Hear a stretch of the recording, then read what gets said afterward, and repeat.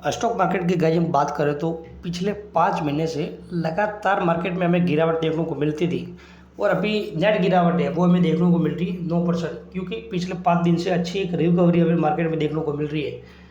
और आगे मैं बात करूँ तो सितंबर में मार्केट कितना चल रहा था, 26,000 से भी ऊपर सितंबर में मार्केट चल रहा था। लेकिन फिर उसके बाद लगातार 5 महीने तक मार्केट में गिरावट आई और निफ्टी 50 में जो गिरावट है वो हमें 15% से ज़्यादा जो गिरावट देखने को मिली थी।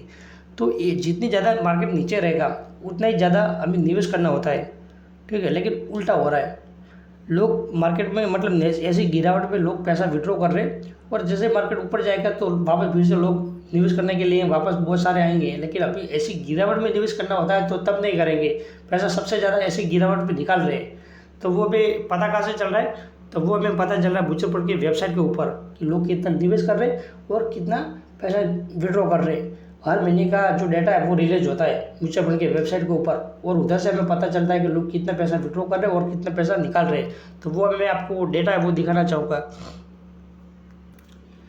मैंने म्यूचुअल फंड की वेबसाइट ओपन किया हुआ है और आप देख सकते हो सितंबर के अंदर टोटल जो पैसा कलेक्ट हुआ है SIP के थ्रू वो हुआ है 25,999 करोड़। और आगे मैं बात करूँ तो जनवरी महीने के अंदर जो SIP के थ्रू जो मार्केट में पैसा आया था वो 26,400 करोड़ आया था।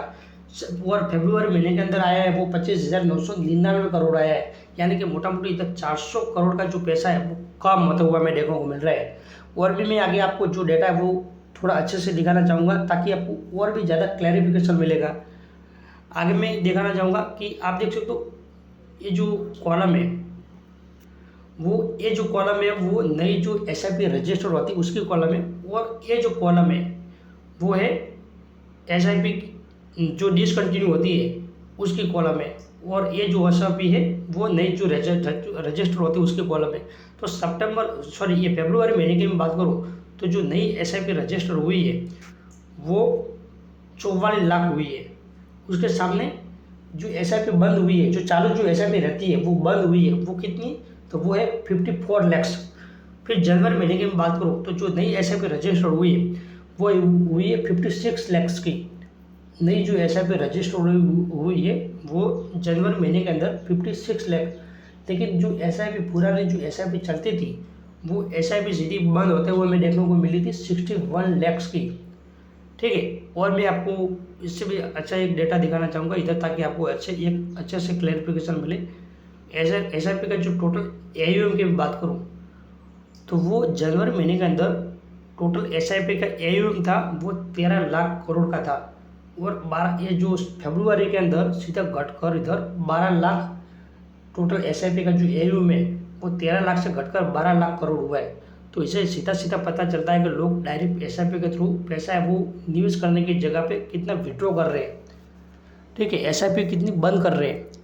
मतलब मार्केट जितना ज़्यादा नीचे रहेगा, अगर SIP के थ्रू हम मार्केट में निवेश कर रहे हैं तो मार्केट जितना ज़्यादा नीचे रहेगा उतना ही हमें फ़ायदा देखने को मिलेगा आगे जाके, ठीक है। अभी नहीं, अभी ठीक है, हमें शॉर्ट टाइम के अंदर थोड़ा दुख देखने को मिलेगा क्योंकि हमारा जो पोर्टफोलियो वो नीचे आ जाता है। दुख हर किसी को होता है, किसको दुख नहीं होता है, उनका जो पोर्टफोलियो वो खुद का नीचे आता है तो। लेकिन थोड़ा टाइम के लिए जो दुख है वो हमें झेल सकते हैं, लेकिन उसका आगे जाके हमें फ़ायदा है वो हमें देखने को मिलेगा। क्योंकि अगर मैं बात करूँ मार्केट नीचे रहेगा और जो NAV है उसका जो दाम है वो मान लो 10 रुपये है और मैं मार्केट में 100 रुपये निवेश कर रहा हूँ, ठीक है। तो मुझे जो यूनिट है वो 10 यूनिट मिलेंगे। लेकिन मार्केट ऊपर है और जो NAV का जो दाम है वो मान लो 15 रुपया है और मार्केट में 100 रुपया जो निवेश कर रहा हूँ तो जो यूनिट है वो मुझे यूनिट मिलेंगे करीब 6.6, ठीक है। 6 यूनिट मिलेंगे, 6.5 यूनिट जैसे। तो मार्केट जितना नीचे रहता है उतने हमें यूनिट है वो ज़्यादा मिलते हैं और मार्केट ऊपर रहता है तो जो यूनिट है वो हमें कम मिलते हैं। और जितना ज़्यादा हमें यूनिट मिलता है वो हमें आगे जाके फ़ायदा देखने को मिलता है, ठीक है।